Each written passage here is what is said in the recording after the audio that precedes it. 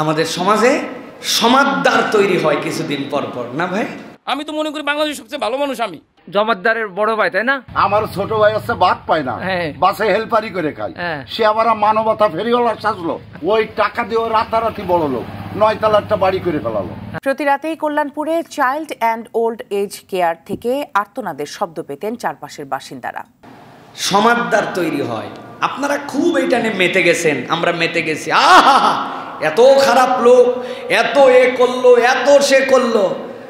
ভালো, সমাজের যারা খারাপ, সমাজের যারা কালপ্রিট, সমাজে যারা দুর্নীতি করে, আমরা চাই তাদেরকে ধরা হোক, তাদেরকে বিচার করা হোক।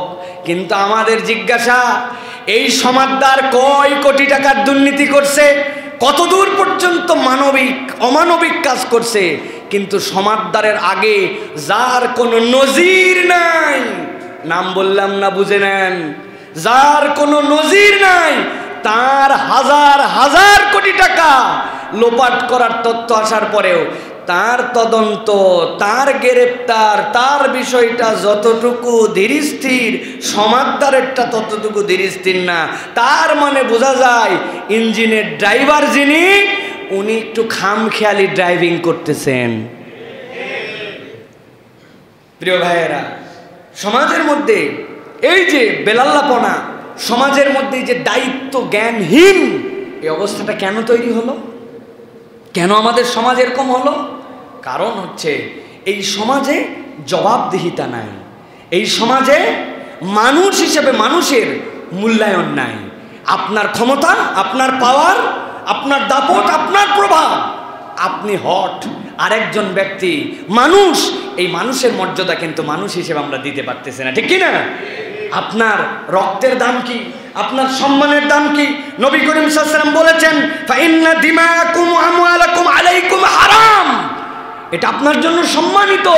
নবীজি বললেন, একজনের সম্পদ আপনি কখনো কুক্ষিগত করতে পারেন না, এটা হারাম করে দিয়েছেন। এই মানবিক সমাজ প্রতিষ্ঠিত করেছিলেন রাসূলুল্লাহ সাল্লাল্লাহু আলাইহি ওয়াসাল্লাম জুলুমহীন সমাজ দ্বারা।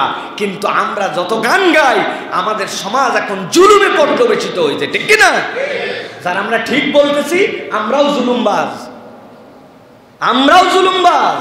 মসজিদে ঠিক বলি, নিজে যখন দোকান খুলি তখন 2 নম্বর মাল বিক্রি করি, নিজে যখন আমার ব্যবসা চালাই তখন 2 নম্বর করি, বোনের জমির ভাগ দেওয়ার সময় তাকে ঠকানোর চেষ্টা করি, সন্তানদের মধ্যে অন্যায্যতা করি, বিল্ডিং বানালে রাস্তার মধ্যে ঠেলে দেওয়ার চেষ্টা করি, আমিনকে আগের থেকে 2-4-5 হাজার টাকা দিয়ে 4 আঙ্গুল নিজের দিকে ঠেলে নেই, তখন ঠিক বলে না।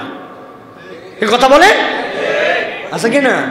বাপ মাকে বলে আসছে পড়ালেখা করতেছি, মাদ্রাসায় ফাঁকি মারে, স্কুলে ফাঁকি মারে, পড়ালেখা ঠিক মতো করে না, তলেব এলেম হিসাবে তার যে পরিমাণ জ্ঞান অর্জন করার কথা ছিল সেটা করে না। আর সবচেয়ে বড় জুলুম তো আমরা করি মাঝে মাঝে, যে পরিমাণ জ্ঞান অর্জন করি এর সাথে আমলের কোনো সম্পর্ক নাই, শুধু মানুষকে ওয়াজ করি, নিজে আমার নিজের মধ্যে কোনো প্র্যাকটিস নাই। কথা ঠিক কিনা ভাই? এগুলো কি? এগুলো সব জুলুম। এই জুলুমের কারণে এরকম মিল্টন সমাজদার তৈরি হয়েছে। উনি একাই তৈরি হয় নাই, আশপাশে অনেক কুলাঙ্গার আছে। আজকে একজন ফেঁসে যায়, ওই একজনকে আটকালে বাকি আরো 10 জন বেঁচে যায়। আশপাশে খবর নিয়ে দেখেন, ঠিক কিনা? তাছাড়া কেমনে সমাজ তৈরি হচ্ছে প্রিয় ভাইয়েরা? আমরা কারো ক্ষেত্রে বিচারে আগায়া, কারো ক্ষেত্রে বিচারের পছন্দ, অমুক আমার আপনজন, তার বিচার আমি কার্ভ করে করি। সৌদি আরবে মাঝে মাঝে বলে মজা করে, যদি প্রিন্সদের ফ্যামিলির কেউ একজন আরেকজনকে মাইরে ফেলে, সাথে সাথে তার জন্য ইনজেকশন দিয়ে পলিসি করানো হয় যে এই লোকটা পাগল, মেন্টালি ডিসঅর্ডার। এটা কেন করানো হয়? ইসলামের বিধান আছে, রুফিয়াল কলাম আন সালাসিন, 3 ব্যক্তির উপর থেকে কলম উঠায় নেওয়া হয়েছে, এর মধ্যে একটা পাগলা, পাগলের কোনো বিচার নাই, সে কিছু করে ফেলছে। এখন সিস্টেম করে ওনাকে পাগল দেখালে অন্তত ফাঁসি হবে না। তা আমাদের সিস্টেমগুলো আমরা ওইরকম বানায় ফেলছি। কোন কৌশলে কারে বাঁচাতে হবে আর কারে ফাঁসাতে হবে, এটা কখনো সাম্যের সমাজ হতে পারে না। এই জুলুমের সমাজ দিয়ে কখনো সাম্য, শান্তি, সোনার বাংলা প্রতিষ্ঠিত করা যাবে না, ঠিক কিনা? অন্যায় করলে সকলকে অন্যায়কারী হিসাবে বিচার করতে হবে, কিন্তু এই প্র্যাকটিস কি আমাদের মধ্যে আছে প্রিয় ভাইয়েরা?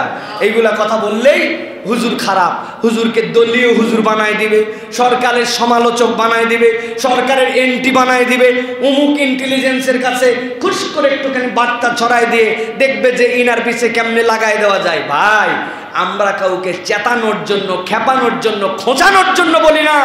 এই মুসল্লি কয়টার মধ্যেও যদি মানবিক বোধ তৈরি হয় তাহলে একটা সমাজ পরিবর্তন হওয়া সম্ভব, ঠিক কিনা? এই জন্য আমরা এইগুলা কথা বলি প্রিয় ভাইয়েরা। আল্লাহ আমাদেরকে বোঝার তৌফিক দান করেন। কতদিন এই সমাজটা এইভাবে কতদিন আর চলবে? কেন এই সমাজের আমাদের অবস্থা হয়ে যাচ্ছে? কেন আমাদের জন্য আমাদের ব্যাংকের টাকা অন্য জায়গায় কেন চলে যাবে? কারায় হাওয়ামি করে, কারায় বেহায়ামি করে, আপনি বোঝেন না? আপনি যদি বান্দার হক নষ্ট করেন, নবী করিম সাল্লাল্লাহু আলাইহি সাল্লাম বললেন তোমাদের জন্য এটা হারাম করে দেওয়া হলো। তুমি যদি বান্দার হক নষ্ট করে তুমি আল্লাহর জন্য যত ইবাদত করো, কবুল হবে আপনার এইটা?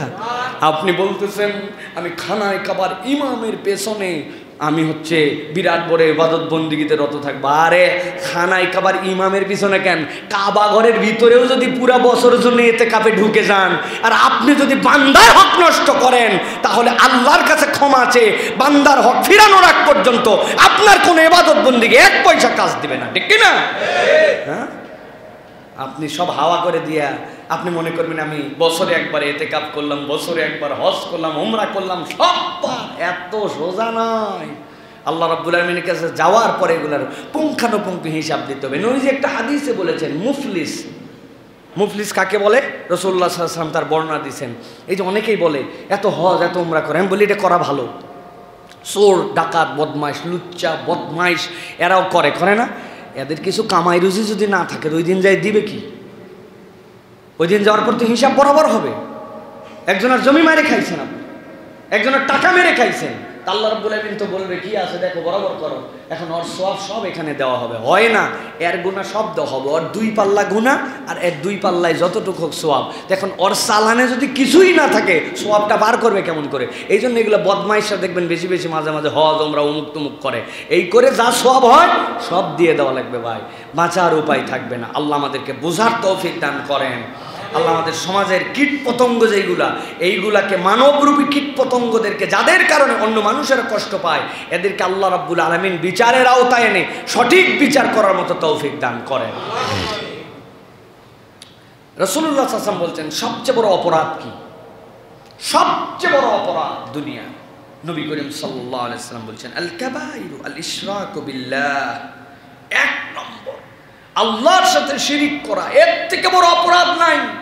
এরপর রাসূলুল্লাহ সাল্লাল্লাহু আলাইহি ওয়াসাল্লাম ওয়াকফ করতেছেন ওয়াদিয়া, ওয়া উকুকুল ওয়ালিদাইনি ওয়া কতলুন নফস ওয়াল ইয়ামিনুল গামুস। নবীজি বলছেন 2 নম্বর পিতামাতার অবাধ্য হওয়া, 3 নম্বর মানুষকে অন্যায়ভাবে হত্যা করে ফেলা, 4 নম্বর মিথ্যা শপথ করা। তাহলে দুনিয়ার সবচেয়ে বড় অপরাধ 4টা। কয়টা? 1 নম্বর আল্লাহর সাথে শিরিক করা, 2 নম্বর পিতামাতার সাথে অবাধ্য হওয়া, বাপ মায়ের কথা না শোনা, 3 নম্বর রাসূলুল্লাহ সাল্লাল্লাহু আলাইহি ওয়াসাল্লাম বলেছেন ওয়া কতলুন নফস, কোনো মানুষকে মেরে ফেলা। মানুষ কিচ্ছু তার পরিচয় না, সে মানুষ, মানুষকে হত্যা করা, সে কোন ধর্মে কোন বর্ণে কি না, সে একটা প্রাণ, এই প্রাণ ঝরানো যাবে না। 4 নম্বর মিথ্যা শপথ করা, মিথ্যা সাক্ষ্য, মিথ্যা শপথ করে আমি সাক্ষ্য দিয়ে দিলাম, খবরদার। নবী বলছেন আকবারুল কাবাইর, কবিরা তো কবিরা, সেটাই সবচেয়ে বড় কবিরা। আপনি মিলান, পুরা সমাজে মিলান, মানুষের মধ্যেই 4 শ্রেণী এখন আমাদের। আল্লাহর সাথে শিরিক করে, ইমানদার কিন্তু জানেই না যে আল্লাহর সাথে কেমনে শরিক করা হয়ে যায়, সে আল্লাহর সাথে শরিক করে। এর থেকে বড় জুলুম আর কিছু নাই, এর থেকে বড় কবিরা আর কিছু নাই। 2 নম্বর পিতামাতার কথা শোনে না। খেয়াল করে দেখেন প্রত্যেক বাড়িতে প্রত্যেক সন্তান এরা হচ্ছে বাপ মায়ের জন্য এখন একটা আতঙ্কের নাম। বাপ মায়ের কথা শোনে না, বেয়াদব সন্তানে ঘরগুলা ভরপুর, বাপ মা শতভাগ সন্তানের প্রতি খুশি। 1 লাখ পরিবারে 1টা 2টা পাওয়া কঠিন আছে প্রিয় ভাইয়েরা। সে কিসের আলেম, কিসের ওলামা, কিসের তালেবে এলেম, সবগুলি এক কাতারের মধ্যে চলে গেছে, সমাজের সাথে গড্ডালিকা প্রবাহে চলে গেছে। বাপ মার সাথে বেয়াদবি করে, গরম করে কথা বলে, জোরে করে কথা বলে, তার টাকা যেটা দরকার ওই টাকা নেওয়ার সময় বেয়াদবি করে, আচার আচরণে বাপ মা যেভাবে চলতে বলে ওইভাবে চলে না। আছে না ভাই আমাদের সমাজে? ইল্লা মাশাআল্লাহ, ভালো তো অবশ্যই আছে, ভালো তো ভালো বলতে হবে, কিন্তু এটা আমাদের কমন রোগ। 3 নম্বর, আজকের দুনিয়ায় যে হত্যাযজ্ঞ চলতেছে আপনি খেয়াল করে দেখেন, কোনো বিচার বিশ্লেষণ কিছু নাই, পাওয়ারের কারণে মেরে ফেলে, পাওয়ারের কারণে হত্যা করে ফেলে। গাজাতে যে 40,000 লোককে মেরে ফেললো, এক এক দিনে যতগুলো শিশুকে মারা হচ্ছে, বিশ্ব বিবেক ভোঁতা, বিশ্ব বিবেক কথা বলে না আজকে, অথচ মানুষ মেরে ফেলতেছে সেখানে। এটা একটা স্পষ্ট জেনোসাইড, এটা একটা নারকীয় তাণ্ডব চলতেছে এই 21 শতাব্দীর মধ্যে। 2025 সাল, 24 সালের মডার্ন ওয়ার্ল্ডে এইটা চলতেছে চোখের সামনে, কারো কিছু বলার নাই। এটা হচ্ছে আকবারুল কাবাইর, সমাজ শেষ হয়ে যাবে। আর 4 নম্বর, মিথ্যা শপথ করা। মিথ্যা শপথ তো আমাদের কাছে এখন কোনো ফ্যাক্টরি না, সব কথাতে আমরা মিথ্যা শপথ করি না। মিথ্যা শপথ ছাড়া আমাদের কিচ্ছু নাই। মিথ্যার উপরে সমাজ আজকে প্রতিষ্ঠিত হয়ে গেছে। আমরা কথা বললেই মিথ্যা বলি, প্রতিশ্রুতি দিলে মিথ্যা, সেই প্রতিশ্রুতি ভঙ্গ করি, আর শপথ তো মিথ্যা ছাড়া। আল্লাহর কিরা করে বলতেছে 1000 টাকা দিয়ে আগামী সোমবারে দিয়ে দিব, ও নিয়তি করছে। আল্লাহর কিরা বলা মানে কি? আল্লাহর কসম করার মানে কি? যে ও দিবে না, এই নিয়তেই সোমবারে নিয়ত করছে। প্রিয় ভাইরা, মিথ্যা শপথের এটা হচ্ছে ছোট ডাইমেনশন। বড় ডাইমেনশনটা কি? আপনি ব্যাংকে যাবেন, যাওয়ার পরে বলবেন আমি যদি কোনো ঋণ আমার নামে পারমিটেড হয়ে যায়, পারমিশন হয়ে যায়, ওই ঋণ গ্রহণ করার সময় আমাকে কি কি জায়গাতে সিগনেচার করতে হয়। শপথের জায়গায় দেওয়া আছে যে এটা আপনাকে কবে ফেরত দিতে হবে, কত দিনে ফেরত দিতে হবে, এটার মর্টগেজ কি হবে, এটার জন্য ব্যবসা প্রতিষ্ঠান আপনি যেটা দেখাইছেন তার সব কিছু আপনার ঠিক আছে, ইনভেস্টিগেশন সব হবে ব্যাংকের থেকে, কিন্তু তারপরেও টাকা দেওয়ার সময় এটা আপনাকে লিখে দিবে। ও বেচারি সই করে আর ভিতরে ভিতরে হাসে যে যা সই করতেছি আল্লাহ দোহাই এইগুলো একটাও আর ব্যাক করবে না। কথা ঠিক কিনা ভাই? এই দেশে খেলাফি ঋণের লোক নেয়, মরে যায় না তারা, তাদের আছে না, হাজার হাজার লোক আছে না।